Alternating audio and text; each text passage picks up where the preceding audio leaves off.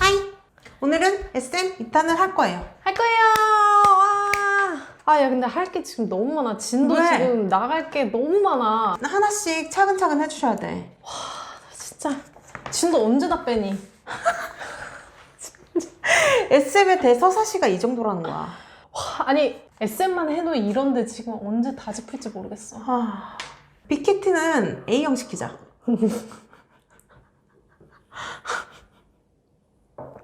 아, 좋은 것 같아요.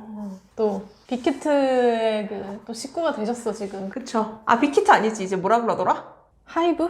이제 빅히트가 아니고 하이브지. 아미가 또 돼가지고. 네. 그 썰은 또 조만간에 영상과 팟빵으로 올려드리도록 하겠습니다. 그래서 오늘은 SM 2탄이야. 우리가 지난주에 어디까지 했죠? 수만이 오빠의 자금줄은 무엇인가? 거기서 딱 끊었지, 네가. 수만이 오빠가 어려웠을 시기. 거기서 딱 94년도까지 해서 끝났는데 다시 이제 복습을 해드리자면 94년에 메이저랑 JNJ라는 그룹을 데뷔했으나 실패를 하고 네, 거기까지가 SM 기획이다. 수만 오빠가 큰 위기를 겪었다. 여기까지 이제 됐었는데요. 이 메이저가 당시에 활동을 접은 이유가 헤어랑 의상 제재 때문이었잖아요. 비굴하게 음악할 수 없다. 라고 해서 나간 멤버가 이제 서현수랑 임범준 님이고 유한진 씨는 남습니다. SM에. 그리고 그가 바로 유영진의 동생. 그래? 어머머머, 세상에. 아주 오래된 인연이에요, 정말. 우리 아버지의 동생이라고? 작은 아버지네?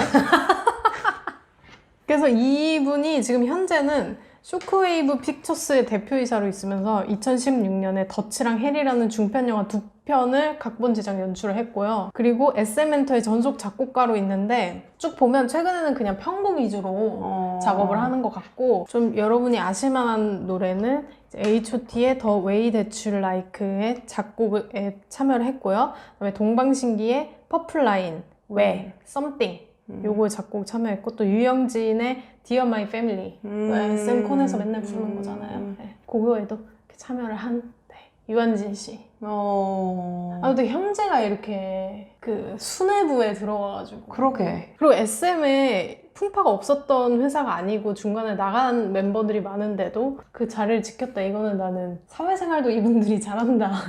그리고 수만 오빠가 그에 맞는 합당한 대우를 해줬겠지. 그치. 우리가 또 한때 SM의 복지에 대해서 되게 하와이 가고 이랬잖아요. 네.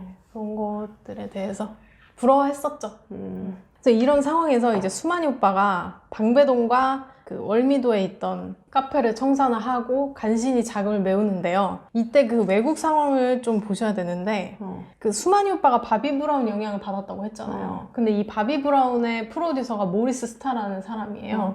본명은 레리 커티스 존슨인데 또 한 살 차이야. 이분이 수만 오빠보다 한 살 어려.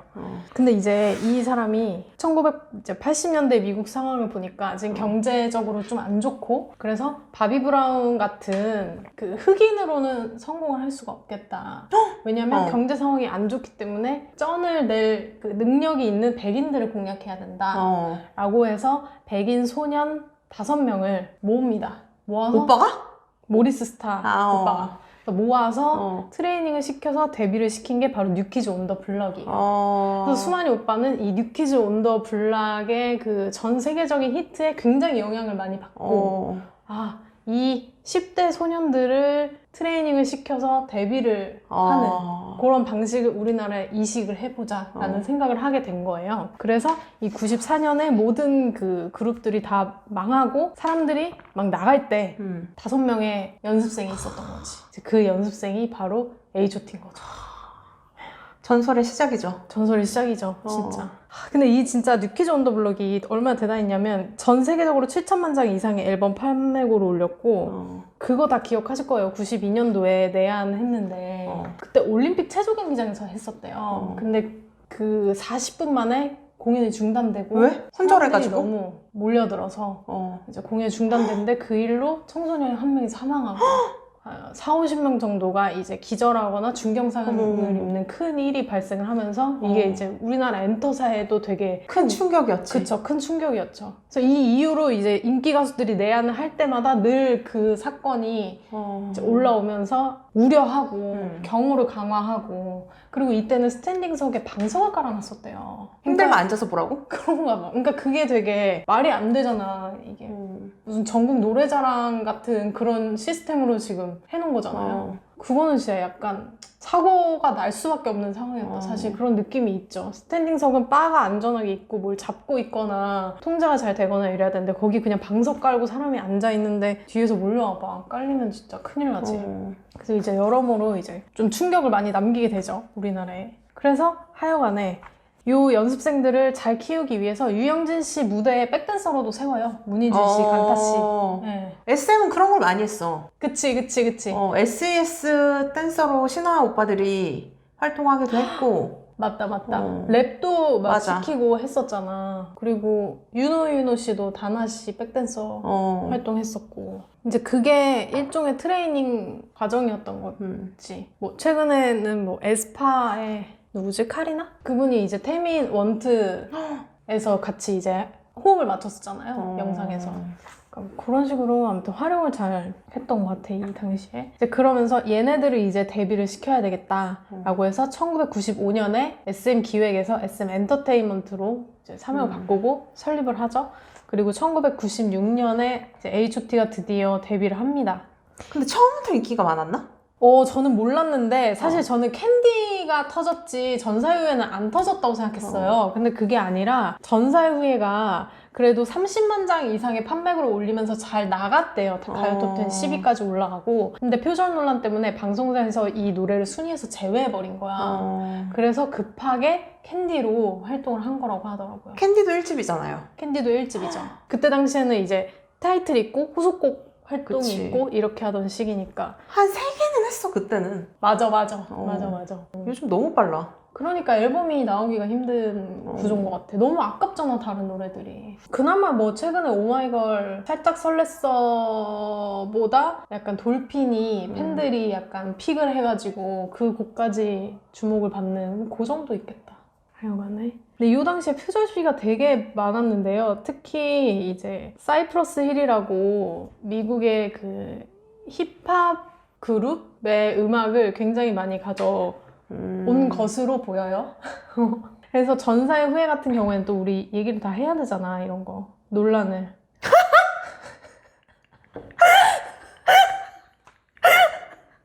쫙 읊으세요. 클럽 H.O.T가. I ain't going out like that이란 노래랑 로코테스라는 노래 두 개 짜깁기처럼 들려요. 이게 뭐랄까 전주는 그 I ain't going out like that의 전주처럼 들려. 둥둥둥둥 이렇게 하면서 뒤에 랩은 로코테스처럼 들려. 누군가 그렇게 주장을 했다 이거죠. 제가 아니 되게 특이한 게 이 로코테스 랩이 영어잖아요, 다. 근데 자꾸 전세후의 랩으로 들려요. 막 이렇게 들려요. 요거까지? 요 부분까지? 요런 느낌이. 근데 그때도 논란이 됐어. 논란이 됐으니까 방송사에서 거의 표절을 인정한 건데 이제 당시 SM에서는 갱스터 랩이라는 특성 때문에 비슷하게 들리는 거다. 그러니까 장르적 유사성이다. 이렇게 해명하고 그게 지금 시간이 얼마나 흐른 거죠? 유구한 역사가 있네요. 장르적 유사성이라는 그쵸. 것이. 지금 한 25년 지났는데 지금까지 이제 쓰이고 있는 거죠. 잘 만들어내신 것 같아요. 그게 시발점이었나요? 장르적 유사성의 시발점이 전사유명인가요? 제가 찾았을 때는 약간 그런 느낌이 있네요. 그런 식으로 해명을 한 거는. 근데 뭐 이때는 이 사이프러스 힐 노래를 뭐 H.O.T만 가져온 것으로 보이지는 않고 서태지와 아이들 같은 경우에도 이제 컴백홈 이런 게 이 사람들의 노래를 차용한 거 아니냐라는 차용까지. 네. 근데 내가 들었을 때는 전세후회가 더 심하다. 네, 그래요. 논란들이 있었습니다. 그리고 이제 우리가 잘 아는 97년도에 SES가 데뷔하고 1998년도에 신화가 데뷔하고 99년도에 플라이 투 더 스카이, 2000년에 보아 이렇게까지 데뷔를 하게 되죠. 다 성공했어. 그치. 이때서야 이제 우리가 뭔가 이게 시작이네 라고 생각을 했던 가수들이 줄줄이 데뷔를 하는 거죠. 그래서 정말 큰 도산 위기에 몰렸던 SM 엔터테인먼트가 H.O.T의 큰 성공을 딛고 그쵸. 와 이렇게 성장을 하는 계기가 됐고, 그래서 엔터사로는 이제 처음으로 코스닥의 문을 똑똑 두드리게 되죠. 아니 어떻게 다 성공하지? 그러니까 저는 좀 그건 것 같아요. 그러니까 해외 시장을 잘 읽고 어떤 것이 우리나라에서도 먹힐 것인가 이런 것들을 좀 약간 MD 느낌으로 잘 가져오는 그 좀 안목이 있었던 것 같다는 생각이 드네요. 그리고 사실 이때 그 얘기도 있었어요. 이제 H.O.T가 신화를 위한 준비 그룹이다. 아 진짜 많았지. 그런 얘기 있었어. 근데 저는 몰랐는데 찾아보니까 신화 분들이 방송에서 그 얘기를 했었대요. 자기들도 그렇게 들었다. 아 오빠는 대회비라는 게 없네. 그래서 약간 이거 오피셜이구나. 아 그때부터 약간 진짜 대회비라는 게 없었다. 그때부터 지금까지. 네. 네. 맞는가 보다 하고 있습니다. 그때 뭐 얘기가 많죠. 원래 앤디 씨가 그쵸. H.O.T 멤버였는데 그럼 토니가 나타나고 앤디는 신화로 가고 여러 가지 얘기가 있습니다. 그쵸. 앤디가 원래 H.O.T 멤버로 들어가려고 했는데 그때 당시에는 앤디가 너무 어려서 부모님이 반대를 하시고 그래서 앤디가 미국으로 잠깐 들어갔다가 부모님을 설득해서 다시 신화로 합류를 했다. 요런 얘기가 있죠. 그쵸. 네. 그리고 이때부터 이제 해외 오디션을 계속 보는데 맞아. 이 이수만 씨가 주장하던 3단계론이 있어요. 첫 번째는 이제 우리나라 가수를 성공시켜서 해외로 진출시키는 게 1단계고 두 번째는 해외 멤버를 영입해서 하는 게 2단계 그 다음에는 아예 그 현지의 그룹을 만들어서 활동하게 하는 게 3단계다라고 해서 이제 그 3단계 그룹이 뭐 이를테면 현재 웨이션 V라든가 아니면 과거에 엑소 M이라든가 뭐 이런 게 그런 케이스였는데 사실상 이제 최근에는 그 3단계론이 좀 붕괴된 그쵸. 네, 왜냐면 유튜브나 이런 게 워낙 많아졌고 또 한국인으로만 구성된 그룹도 충분히 이제 전 세계적으로 어필이 된다고 됐고 그리고 특히 우리의 한류가 많이 의존하는 중국 시장이라는 게 이렇게 쉽게 호락호락하게 이제 해외에서 육성을 시키고 이럴 만한 국가가 지금 아니라는 게 계속 입증이 되고 있어서 현재는 그게 붕괴됐습니다만 어쨌든 이 당시의 그룹의 면면들을 보시면 H.O.T에는 토니가 있었고요. 토니는 이제 미국 출생이죠. 그래서 미국에서 광고를 보고 SM에 전화를 걸어서 합격을 한 케이스라고 해요.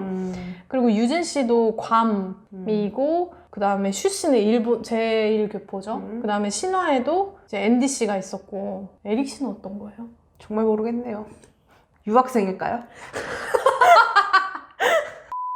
그 다음 플라이 투 더 스카이에는 브라이언 씨가 또 이제 미국인이기 때문에 이때까지만 해도 굳건하게 그 3단계론을 믿고 실천하는 단계였다고 볼 수가 있겠죠? 아니 SM 아티스트 CD를 사면 항상 그 오디션 정보가 있었어. 그래 너 그거 보고 그치? 간 거잖아. 오디션에. 토요 오디션. 진짜 오디션을 요즘도 그만서. 모르시는 분들 위해서 제 카드를 걸어놓을 테니까 꼭 보고 오세요. 너무 유쾌한 영상이랍니다.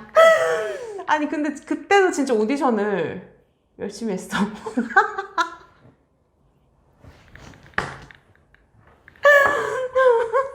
아니 근데 오디션을 어떻게 매주 그렇게 하냐? 너 같은 애들한테 추억도 주고 이러려고. 아니 근데 그게 진짜 엄청난 투자잖아. 아 그치. 매주 그렇게 한다는 게. 네. 자 여기서 또 주요 인물이 등장을 하는데요.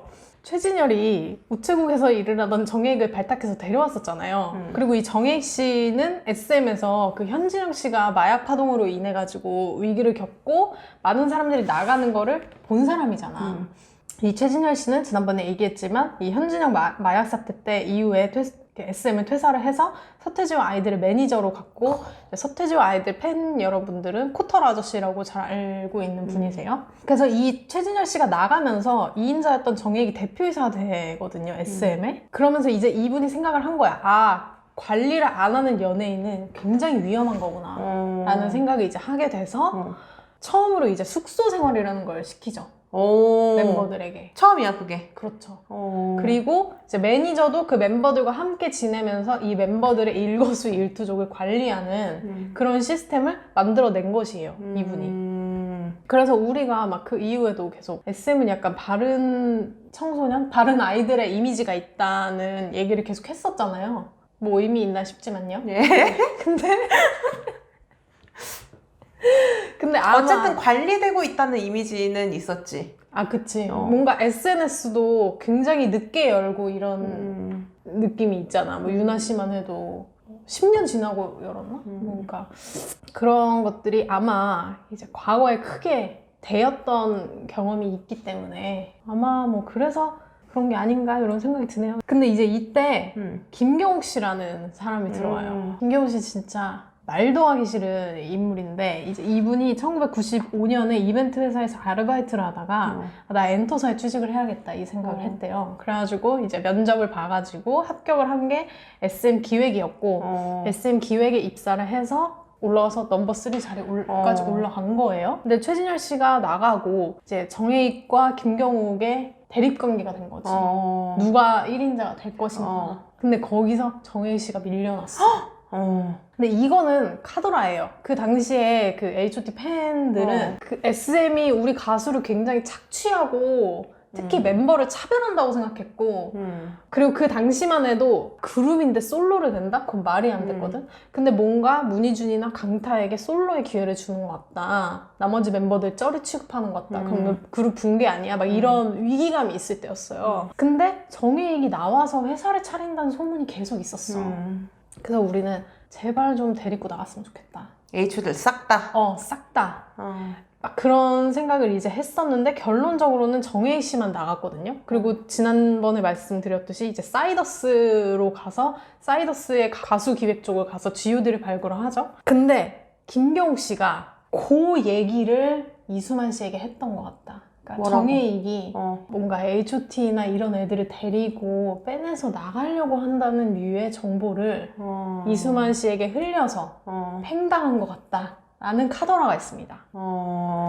이 이수만 씨가 본인 직접 얘기하는지 모르겠는데 아무튼 오피셜로 나온 얘기는 정혜익 씨가 회사에 큰 무리를 빚을 만한 회사 행위를 했기 때문에 이제 내보냈다라는 얘기가 나왔는데 이제 카더라로는 아마 그게 H.O.T 빼내려고 하다 걸린 것 같다가 돼버린 거죠. 그래서 하여간 정혜인 씨가 쫓겨나고 그래서 김경욱 천하가 돼버려요. 근데 이때 문제가 뭐냐면 이제 바로 그 팟빵이 시작이죠. 그 횡령사건. 이수만의 횡령사건이 터지던 즈음이거든요. 그러니까 실질적으로 이렇게 얘기할게요. 이수만 씨가 회사 돈을 빼낸 게 98년이에요. 그리고 검찰 조사가 된 게 99년이고요. 그 다음에 이수만 씨는 그 이후에 도피를 했어요. 근데 이 정혜인 씨가 쫓겨나고 김경욱이 1인자에 올랐던 그 시점이 바로 이 횡령이랑 정확하게 일치를 하거든요. 그러니까 SM 입장에서는 정혜익이 나갔죠. 그 다음에 회사의 최고 수장인 이수만 씨가 지금 부적절한 일에 연루가 돼가지고 자리를 비운 상태죠. 그러니까 완전히 김경욱 천하가 된 거예요. 그리고 SM 팬분들 아실 거예요. 그 시기가 약간 잃어버린 10년 비슷하게 얼마나 우리에게 슬픔을 많이 줬던 해인가. 왜냐면 특히 이수만 씨가 애지중지했던 다나라는 연습생을 이 시기에 그냥 데뷔시켜버려요. 2001년에. 그리고 같은 해에 문희준 씨가 프로듀싱 했던 그룹이죠. 밀크. 서현진 씨랑 박희분 씨가 소속돼 있던 그룹인데 그 친구들도 데뷔를 하죠. 그 다음에 2002년도에 데뷔한 그룹이 이사겐 지연이 있죠. 그 다음에 신비 있죠. 블랙비트 있죠. 다 안 됐습니다. 근데 이렇게 티가 나나? 그러니까. 그리고 심지어 너무 안타까운 건 노래들은 다 좋았다는 거야. 근데 1집 이상 낸 가수가 없어. 다나 씨 빼고는. 이게 참 어떻게 이렇게까지 티가 나지? 그러니까. 그래서 이특 씨가 한번 얘기했었잖아. 다나 데뷔시킨 거 보고 이수만 씨가 불같이 화를 냈다. 그럼 어떡해. 횡령을 하지 말았어야지. 그것은 맞아. 그것은 맞아. 화낼 지금 자격이 있나? 근데 또 이 구구절절 변명이 많은데 조금 이따가 또 얘기를 해드릴게요. 그리고 이 김경호 씨가 진짜 개 짜증나는 게 뭐냐면 그 2018년에 H.O.T 재결합 콘서트 했을 때 H.O.T에 대한 상표권을 주장했던 사람 있죠? 우리 장우혁 씨랑 그 공연 주최사였던 솔트 이노베이션 고소한 인물이 바로 김경호입니다. 그러니까 우리는 차라리 SM이 H.O.T라는 상표권을 가지고 주장을 했다면 화가 덜 난다 이거야. 근데 그게 아니라 그 이미 SM인 사람도 아니고 자기가 키운 가수도 아니면서 그 시기에 대표로 있으면서 자기가 그 H.O.T라는 상표권을 등록을 해서 자기 이름으로 그거를 우리가 좀 잘해보겠다고 했을 때 갑자기 고액의 그 로열티를 요구하면서 나타난 그 인물이라는 게 정말 싫죠. 그러니까 SM 바들은 이 김경욱 씨에 대해서 얘기하는 걸 굉장히 싫어하고 클럽 H.O.T는 더 말할 것도 없다. 진짜 그런 분이고요. 자, 그럼 이제 횡령 얘기를 해볼게요. 어머, 이렇게 길어질 줄 몰랐네. 지금 몇 번째죠? 24번째예요. 그럼 여기까지 하고 2편으로 네, 횡령 네. 얘기를 시작을 해볼까요? 야야.